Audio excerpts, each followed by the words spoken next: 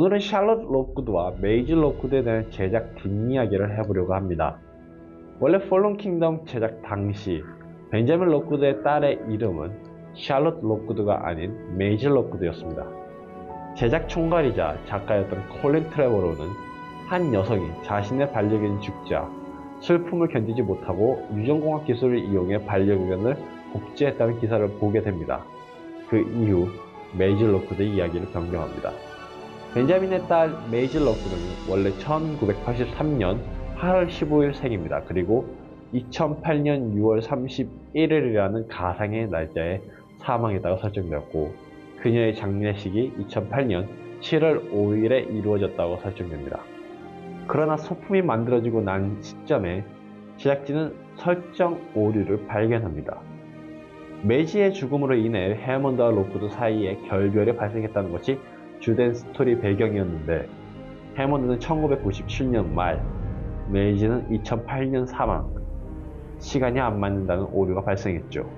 이에 촬영 직전에 약간의 설정 변경이 이루어져 메이지 로크우드는 1990년대 사망하고, 로크우드가 이후 죽은 딸의 이름을 따서 복제한 손녀도 메이지 로크우드라고 부르는 것으로 진행되었습니다.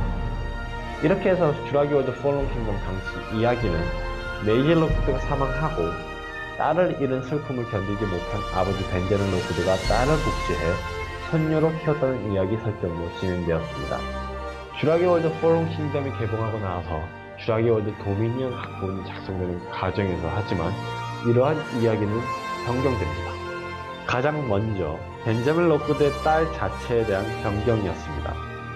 메이지 로크우드라고 불렸던 폴론 킹덤 때와 달리 로크우드의 딸은 주라기 월드 도미니언부터 샬롯 로크우드라는 새로운 이름으로 불립니다.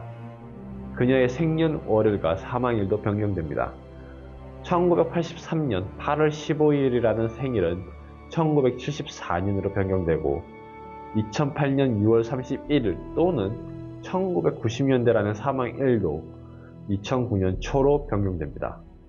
샬롯의 이야기가 변경되면서 메이지 로크우드 탄생 이야기도 바뀝니다.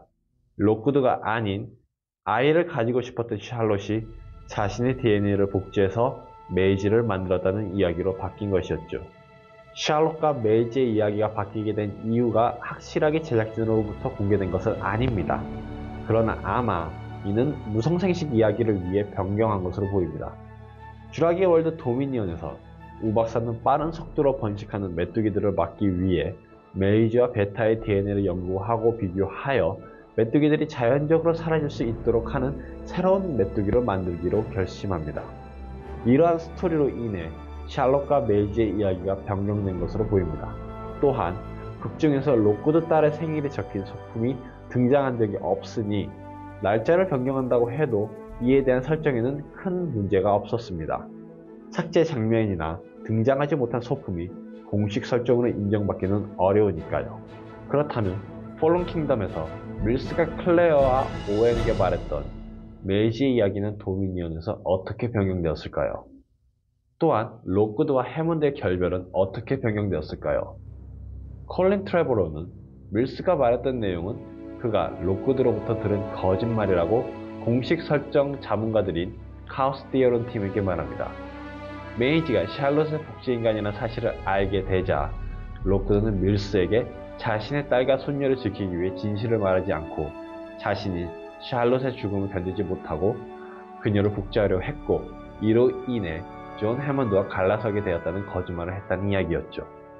로크우드는 또한 해먼드와 갈라서게 된 과정에서 해먼드가 자신이 하려던 일은 불경스러운 일이라고 비난했다고도 밀스에게 말했다고 합니다.